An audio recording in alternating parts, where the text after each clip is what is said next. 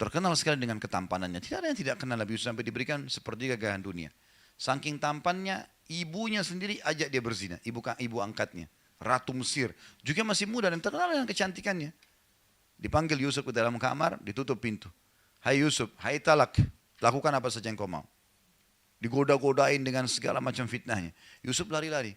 Nggak mau. Ya, iya. Dalam surah Yusuf kan begitu, surah nomor 12. Yusuf lari. Meninggalkan dia kan.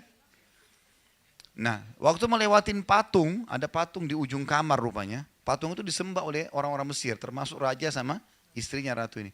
Rupanya ratu ini lewat dilihat patung, ini Tuhannya ditutup sama kain. Karena dia malu sama Tuhannya.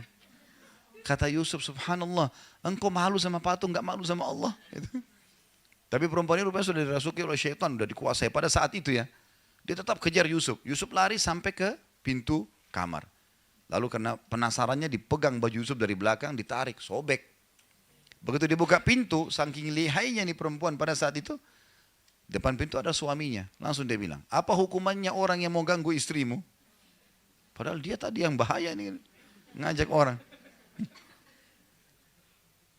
Saya tidak bilang ini politik wanita ya. Tapi ini wanita yang melakukannya. Makanya Allah bilang, inna kaidakunna azim. Perempuan kalau mau sesuatu dia pakai cara supaya bisa dapat. Mau beli baju, mau beli tas, harus cari jalan supaya bisa dapat. Jangan, sebentar. Jangan tersinggung. Tapi itu normal, alami. Baik, kembali ke kisah dulu. Maka si raja bijak, dia nggak mau menghukum Yusuf. Dia bilang sama orang-orang di sekitarnya, panggil hakim istana, panggil. Datang hakimnya. Hakimnya lalu ditanya. Hakimnya tanya Yusuf, kenapa Yusuf? Ini ibu ini yang ajak saya zina. Diajak ke kamarnya, ditutup, saya dikejar-kejar. Tanya istri ratu, bagaimana ratu? Jelas-jelas orang ini di kamar saya kok, gimana? Jadi luar biasa gitu. Maka untung bijak nih si hakim. Dia bilang, kita kalau gitu lihat bajunya Yusuf.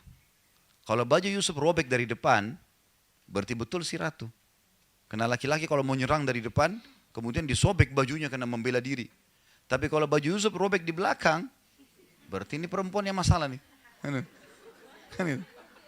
Ternyata betul dilihat bajunya Yusuf robek dari belakang. Tapi dia bisa dengan caranya membuat suaminya yakin kalau dia tidak salah. Ringkas cerita, tersebar satu Mesir kalau ratu tergila-gila sama anaknya sendiri. Penasaran dia, undang semua satu Mesir. Wanita Mesir semua diundang oleh ratu, silakan datang. Datang ke satu hall yang luas. Entah berapa yang banyak datang. Disiapin pisau sama apel. Semua dikasih pisaunya yang tajam, yang baru dibuat. Sengaja gitu. Ini Allah ceritakan dalam Al-Quran, surah Yusuf ya.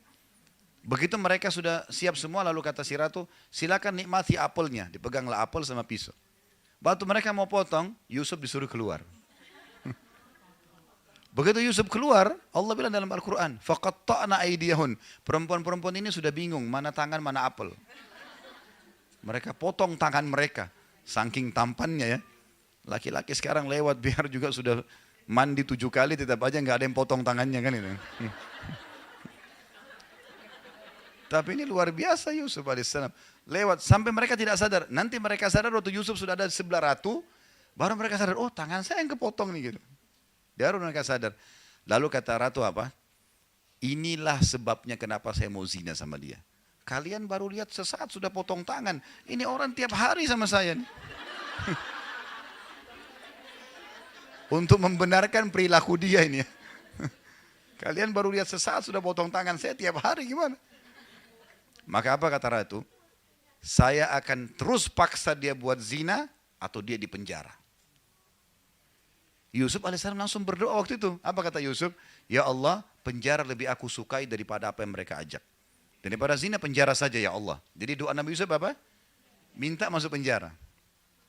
Di penjara ada Yusuf alaihissalam. Sekian tahun. Bertahun-tahun. Tidak ada kisah Yusuf sudah habis ceritanya. Ya, sama mungkin kalau orang tanda kutip. Tentu Yusuf tidak berbuat jahat ya. Tapi kalau orang berbuat jahat kemudian masuk penjara, orang sudah lupain kisahnya. Sedikit yang genang gitu. Yusuf alaihissalam kedatangan Jibril. Lalu Yusuf tanya, hai Jibril, kenapa Allah biarin saya lama di penjara? Kenapa nggak dikeluarin? Saya kan tidak salah. Kata Jibril, Tuhanmu menjawab, hai Yusuf, karena kau sendiri yang minta penjara. Karena kamu yang minta penjara. Kalau kau minta keselamatan, Allah kasih kau keselamatan. Kau kan bilang, penjara lebih saya suka ya Allah. Nah, makanya jangan ucapin doa yang tidak benar.